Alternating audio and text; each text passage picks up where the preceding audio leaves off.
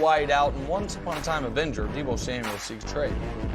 Purdy could be losing one of his most valuable weapons. Here's George Kittle on the fallout. Take a listen.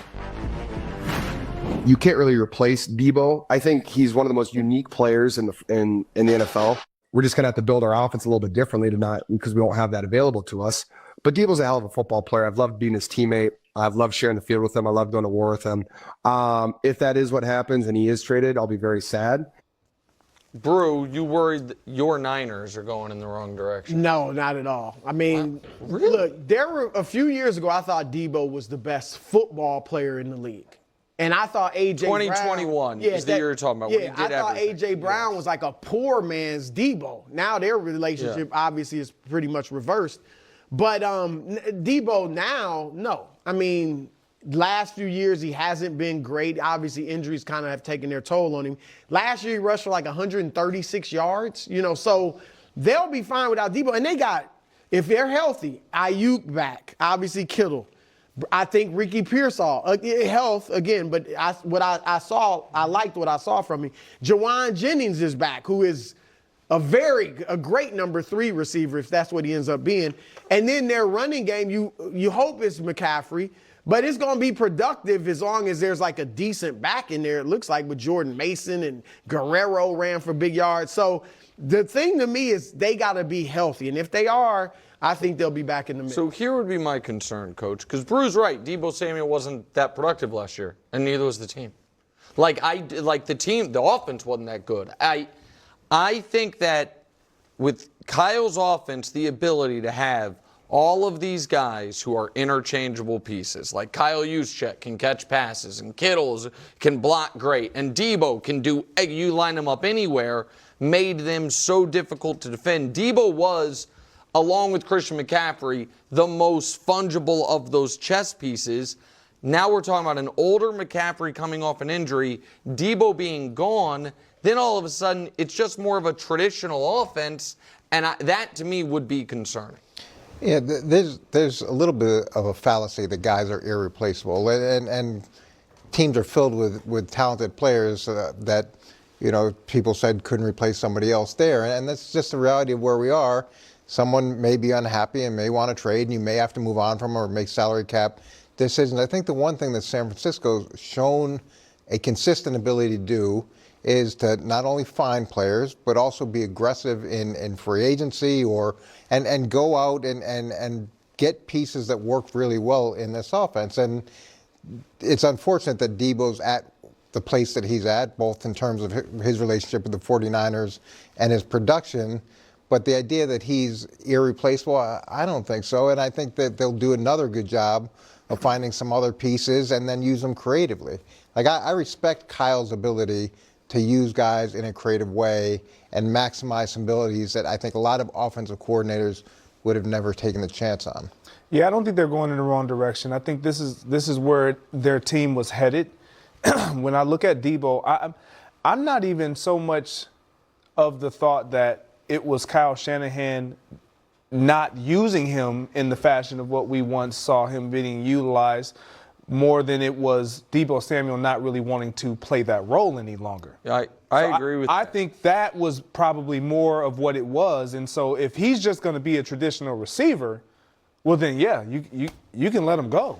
Because he didn't want to have the lifespan of a running back or be paid like a running back. Absolutely. So he want to be used the value of Deebo Samuel is what you talked about, the football player of him, where you can line him up anywhere and you have Christian McCaffrey who you can do the same thing and they're interchangeable, and you have a mismatch somewhere on the field. And so if he's not wanting to do that any longer, then you got to move on. Yeah, I think that's a great point. As guys get paid more, they become more risk adverse, which makes total sense because you want to see the high end of your contracts.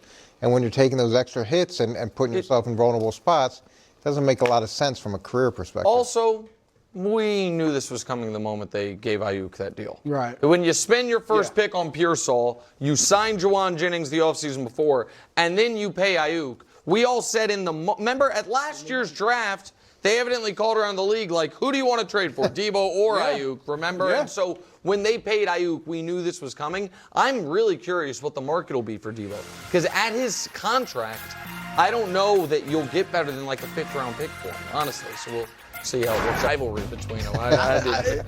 Ward currently the favorite to go number 1. Sanders slipping down some people's draft boards. Here are their numbers last year. Cam, obviously, for Miami, which had an argument to be in the playoff. Colorado, great year. Wasn't really in the playoff discussion late in the season. Numbers very similar. I'm going to start with you, Greg.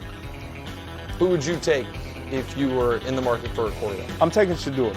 And the reason why I'm taking Shedeur is I just feel like he's more ready-made. When you look at the quarterbacks that come into the league that have immediate success, I know we have recency bias with watching Jaden Daniels and what he was able to do, but dual threat kind of quarterbacks, and I'm not saying Cam Ward is a dual threat guy because he throws from the pocket, but he has more athletic ability and mobility than Shedeur does. But what Shedeur reminds me of a C.J. Stroud type of a guy, where he's going to sit in the pocket, he's going to be accurate from the pocket, he might hold on to the ball a little bit too long, but you can build around that because he's very accurate with the ball. He's going to allow those routes to develop. He's not afraid to take the hit and make the throw. Where you have Cam Ward, really good player. I think the upside is probably higher. The ceiling is probably higher because he has the livelier of both arms. He's more exciting as a player, and so you get excited about that aspect. But I'm going with Shedeur. Yeah, I'm going with Shedeur. And one thing I like about him is I think with a lot of quarterbacks in college, because we see guys come from big programs sometimes and struggle, like Alabama or something, Oklahoma. And in those situations, your receivers are better than the defensive backs 9 weekends out of 10. Your running backs, your offensive line, like you got the superior players, so you don't have to go through as many progressions maybe. And, it's just easier. You get to the NFL, you don't have that, and you struggle. Shedeur, his offensive line was bad. He got sacked. You saw the stats. 42. He was sacked twice as much as Cam, 42 to 22, almost twice as much.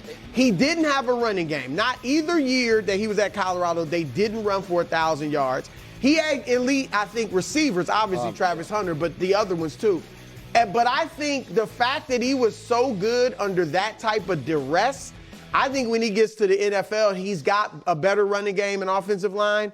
I think he's going to be good. I'll take him. I haven't watched, enough full games on it, but I just watched a bunch before he came out here, and to me, it's Cam. And I think that the sack stat is very, it's not indicative of what was happening. And if we pull up this graphic here, so we see that he's been sacked 42 times, but look at the average time to throw. He had more time to throw than Cam had, and a lot of those sacks were his fault. Those sacks were him trying to extend plays, him trying to make something happen, and he couldn't. And then you've got 39 scrambles mixed in there too. So there's 81 plays where they drop back and he's either sacked or had to scramble. And when he scrambled, he's about 7 yards to scramble, where Cam is about 10 yards to scramble. And then also watching it, Cam had more touchdown passes that were true touchdown passes. And what I mean by that is Shedeur had a decent amount of wide receiver screens that broke for a touchdown. Guys hit, a 15, 20-yard crossing route that broke for a touchdown. We call those Brock Purdy's. Yeah, throwing it up to Travis Hunter where, it's a 50-50 ball and he comes down with it. So I think that's problematic too. This felt a little bit like Caleb without the same amount of wow plays. And I think that sacks and holding on the ball is going to be a real problem. That's a little low. Oh, come on. He's only.